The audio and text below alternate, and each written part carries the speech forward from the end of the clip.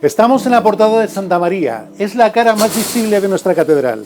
En ella se unan diferentes edades, diferentes estilos. También en lo que son los vitrales que les hemos enseñado en Villa Burgartis a través de diferentes capítulos. Veíamos los vitrales en la edad medieval, después en la edad moderna y hoy vamos a contemplarles en la edad contemporánea.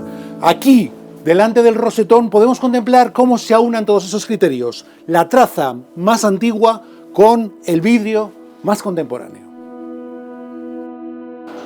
Bueno, pues les decía yo en la presentación que íbamos a cerrar esos 3 programas sobre los vitrales, sobre las vidrieras, hablando de la edad contemporánea, un momento de resurgimiento del cristal, del vidrio en las iglesias. Y para ello, como no, para cerrar esa serie, tenemos a Pilar Alonso, profesora, doctora en Historia del Arte por la UB. ¿Cómo estás, Pilar? Muy bien. Que evidentemente, decíamos, Pilar, el siglo XVIII retoma esa decadencia o resurge de esa decadencia que tiene la propia ciudad en el siglo XVI, se ha perdido el comercio con Flandes, estamos desde luego en una crisis económica que se trasluce también en lo que es evidentemente erigir monumentos, erigir o conservar los propios vitrales y sin embargo a partir del XVIII hay un relanzamiento y estamos aquí en la Capilla Mayor que es un ejemplo de ello.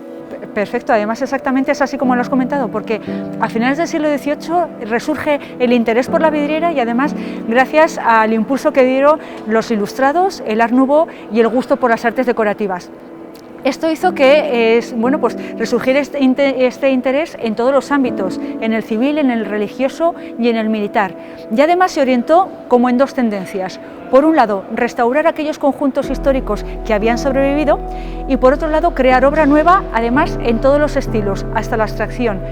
Entonces, en este sentido, bueno, pues el Cabildo de la Catedral de Burgos tuvo el interés por recuperar los conjuntos vidrieros que hubo en un momento. De ahí que tuvo una iniciativa y fue convocar 2 concursos internacionales en 1885 y en 1915. El 80% de las casas internacionales se presentaron a estos concursos. Se propusieron varios objetivos. Por un lado, reconstruir las vidrieras que se habían programado en un momento en la catedral medieval, que esos programas se ubicaran exactamente en los lugares donde debía tener esa iconografía. Y es que en una catedral medieval todos los programas iconográficos tenían un lugar específico donde desarrollarse. Además, tenían que resolverse en un lenguaje en el que fuera pues, más adecuado el éxito de la vidriera, que era el gótico. Por eso se van a resolver normalmente en neogótico. Y luego también con una iconografía muy sencilla que pudieran interpretar todas las personas. Quien ganó el concurso en estos momentos fue una casa internacional, la Casa Mayer de Múnich. El concurso además estuvo avalado por la mayor experto, la institución más experta en aquel momento, que era la Real Academia de Bellas Artes de San Fernando. Y estamos precisamente en la Capilla Mayor, uno de los lugares más especiales para todas las catedrales, porque en ellas se celebran los oficios y las ceremonias más solemnes y es precisamente donde los cabildos ponen mayor esmero en que se cumpla con pulcritud. Se supone que desde luego la primera piedra de la catedral está ahí. Exacto, eso es. Entonces, en este espacio lo que programaron fue representar el cumplimiento de la etapa de la historia de la salvación, es decir, cuando Dios se hace hombre y viene al mundo para redimir a la humanidad del pecado. Por eso, todos los ventanales que encontramos recogen un poquito la historia de la infancia de Cristo. Hay 2 escenas concretamente que representan pues, su futura pasión y su futuro sacrificio. Uno de ellos es el ventanal que representa a la presentación del niño en el templo, donde vemos cómo San José presenta ante un altar recubierto para sacralizar aún más este momento, presenta no al niño, sino que representa un corderito en el sentido del sacrificio del niño. Y hay otra ventana que representa muy bien la Sagrada Familia terrenal, con niño Jesús, ya un poquitito ya más mayor, es un adolescente que se está afanando en aserrar unas maderas, pues siguiendo efectivamente la profesión de su padre, San José, pero también en este caso, pues haciendo alusión a esa madera de la cruz en la que será crucificado de mayor. Bueno, pues si te parece, tras esa serie que acabamos de comenzar, o tras esa puntualización que acabamos de hacer en la Capilla Mayor, vamos a seguir con esa serie en los transeptos y en el resto de las capillas. Perfecto. Pilar, de la Capilla Mayor al transepto, donde seguimos precisamente con esa tendencia de un siglo que nos trae la renovación en las vidrieras. Exactamente, además es que en este caso, en el transepto norte, ganó el concurso la Casa Zellner de Múnich y aquí representó la siguiente etapa de la vida de Cristo, es decir, la vida pública.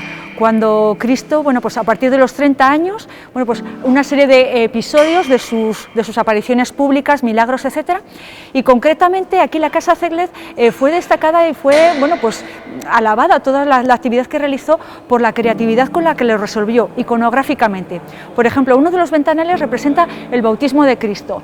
En este bautismo se representa, por supuesto, a Cristo siendo bautizado por San Juan Bautista y detrás de él aparece un árbol, que es el árbol de la vida, de cuya madera, bueno, pues viene la tradición de la cruz de Cristo. Pero al lado es que hay otra serie de personas en la otra lanceta de la ventana en la que se representan a dos ángeles que están arrodillados reverentemente sujetando un manto rojo, es el manto de la pasión. Y detrás de ellos tres personajes que son los tres Reyes Magos, perfectamente identificados iconográficamente, y detrás de ellos una palmera, pues para hacer esa referencia a Oriente. Entonces, claro, muchas veces al leerlo nosotros hoy en día nos puede llamar la atención de por qué los Reyes Magos asistiendo al bautismo de Cristo. Bueno, pues es porque están sintetizando perfectamente las tradiciones de la Iglesia occidental y oriental en cuanto a la Epifanía, es decir, en cuanto a la primera presentación pública de Cristo reconocido como el Mesías, el Redentor de la humanidad y como Hijo de Dios. Entonces, para la Iglesia de Occidente y para la Iglesia de Oriente se celebran en dos momentos distintos. Para la una es el 6 de enero con la adoración de los Reyes Magos, mientras que para la otra es el 13 de enero en el bautismo de Cristo. Bueno, pues yo creo que lo mejor que podemos hacer es irnos a la otra parte del transepto y ver allí lo que ocurre. Muy bien. Pilar, en 1260 tenemos noticia de que está construido este transepto, esta parte entre la puerta de Coronería y la puerta de Sarmental, y con ello, en esa edad contemporánea que estamos analizando de los vitrales, estamos ante uno de sus exponentes. Sí, además el transepto sur le hizo otra de las casas internacionales, en este caso la Casa Montmellán de Francia, y tuvo una peculiaridad, y es que quizá de todos los espacios de esta nueva etapa de las vidrieras fue uno de los más delicados, porque tenía que conjugar el arte de la nueva vidriera, el arte más o menos contemporáneo, aunque fuera resuelto en neogótico, con una vidriera histórica, el rosetón de Sarmental, con lo cual no podía solaparse una con otra, no podía pues competir con el cromatismo del rosetón de Sarmental, de esos vidrieros, de esos colores tan intensos, Quien medievales. quiera entender desde luego la vidriera del Sarmental, que retroceda al capítulo de Bella Burgartis de las vidrieras primeras, las más antiguas, y desde luego ahí tienen toda la documentación.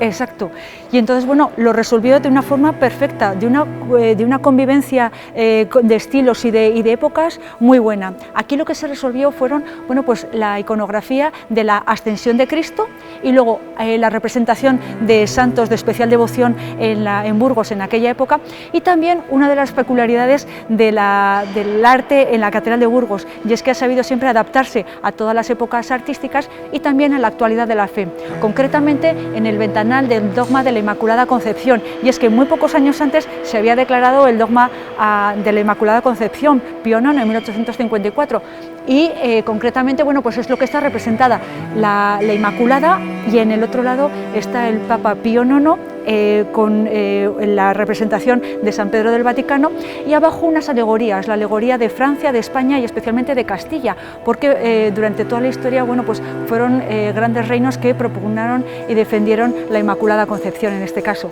y la obra fue bueno, pues costeada, patrocinada por un benefactor que era el abogado don Agustín de Soto. Pues Pilar, yo creo que en esta parte de la edad contemporánea, para concluir ya con los patrocinios que tenían que ver y con la iniciativa del propio Cabildo, nos vamos a tener que ir a donde comenzaba yo en la presentación, al rosetón, desde luego una de las partes más fundamentales de esta catedral. Aquí comenzaba yo la presentación, estamos frente a la cara de la catedral, frente a uno de sus ojos, podríamos decir, y tú lo explicas muy bien en tu libro.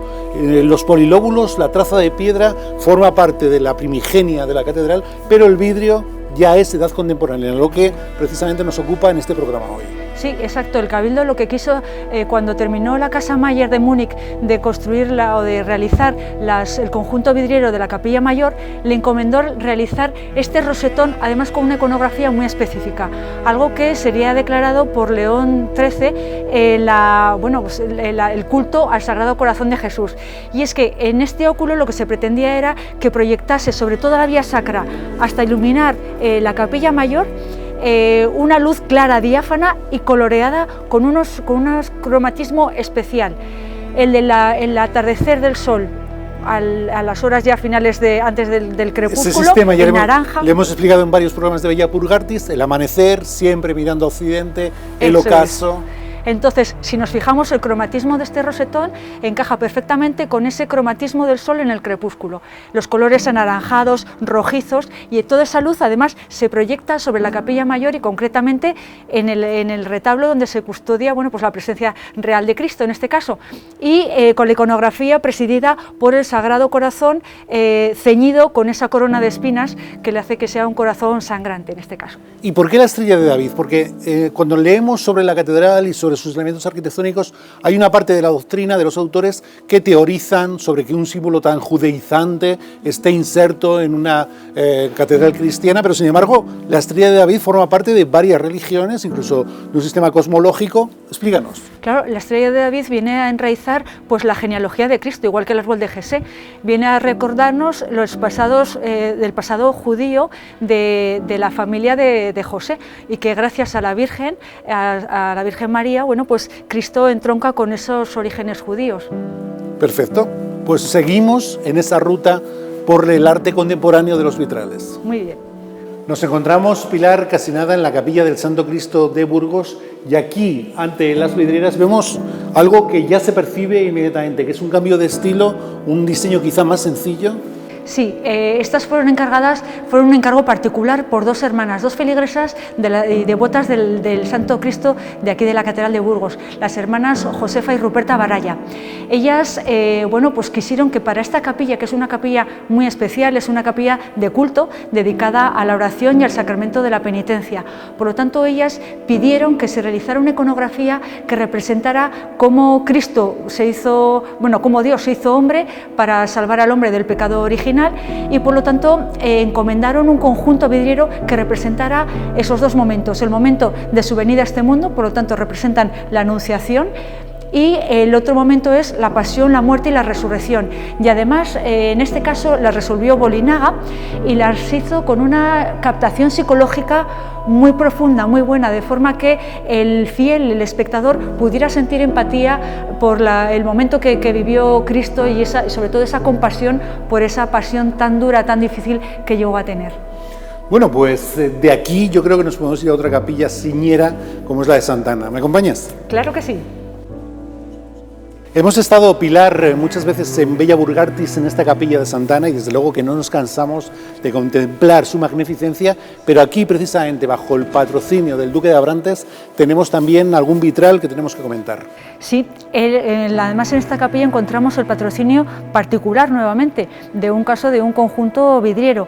En este caso la capilla de Santa Ana tenía un patrono que era el Duque de Abrantes. Era patrono de esta capilla tan admirada no solamente por las galas que lo decoraban, sino también por las obras pías que se celebraban en ella al menos hasta el siglo XVIII.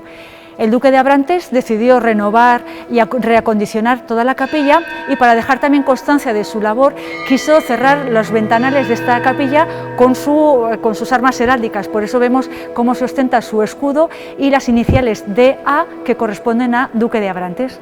Bueno, pues ya para concluir, yo creo que debemos irnos al claustro y ver ya allí esa transformación de esta edad contemporánea. Vamos.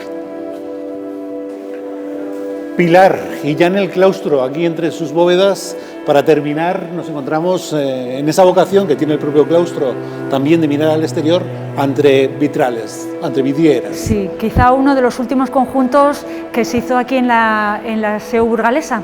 Y es que, aprovechando la intervención que había hecho Lampérez para reacondicionar y remodelar un poco la catedral, se decidió que todas las ventanas del claustro fueran cerradas.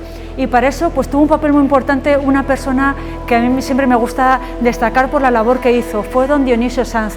Era un beneficiado de la catedral que iba a quedar ciego. Entonces pues él decidió que, ya que sus ojos iban a perder la luz, que la luz de la fe es fuera emocionante, arrojada. Yo siempre que te lo oigo me parece tremendamente emotivo. Sí, efectivamente, es que es así. Pues que la luz de la fe fuera proyectada a todos los fieles. Y por eso encomendó también otra vez el diseño de una ventana que fuera sencilla, tal y como tenemos aquí en el claustro bajo, de 4 lancetas, más o menos de una decoración geométrica o de motivos vegetales, y arriba el elemento sencillo pero muy elocuente del cristianismo, una sencilla cruz.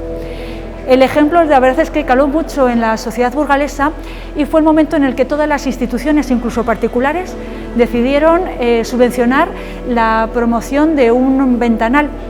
De ahí que normalmente de los 3 óculos que ocupa cada uno de los ventanales, en el superior estén las armas heráldicas de esa institución o de ese particular. Y por ejemplo, bueno, pues podemos contar con grandes familias particulares que lo subvencionaron: el Cabildo, el Ayuntamiento, la Diputación, el Círculo de la Unión.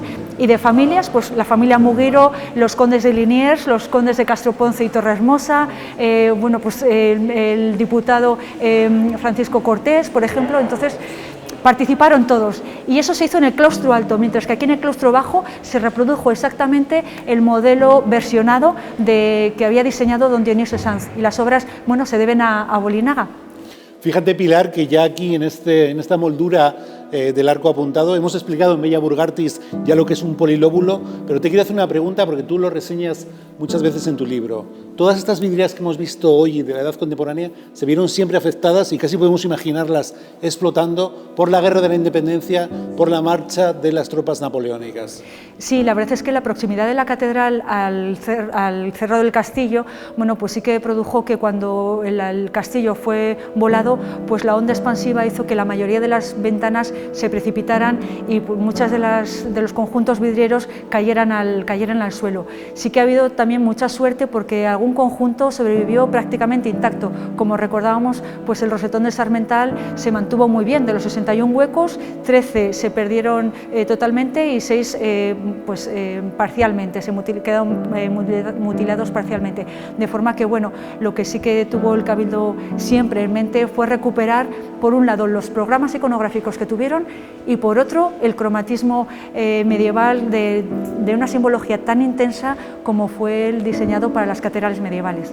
Pues de ello disfrutamos ahora precisamente. Te doy las gracias por este programa, el tercero que cubre la serie en que comenzamos ya con las vidrieras medievales, y como te digo siempre, tu sonrisa, tu presencia, tu amabilidad deberían de ser también una categoría dentro de este mundo de la monumentalidad. Gracias, Pilar. Muchísimas gracias, Jesús, y enhorabuena por este programa, porque es una forma de acercar a toda la sociedad el patrimonio y que podamos reconocer el valor que tiene. Muchísimas gracias. Gracias a ti.